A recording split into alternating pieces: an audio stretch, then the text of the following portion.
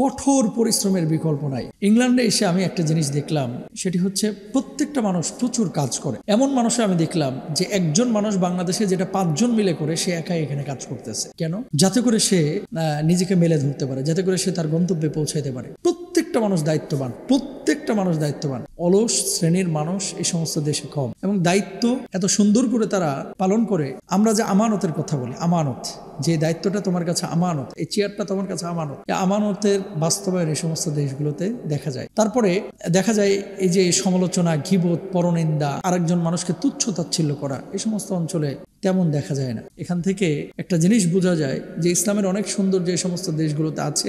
অনেকের ভিতরে ইমান নাই, কিন্তু ইমানের সৌন্দর্যগুলো তারা ধরে রেখেছে। আমাদের অনেকেই দাবি করে আমরা মুসলিম, কিন্তু ইমানের সৌন্দর্যগুলো আমরা ধরে রাখি নাই।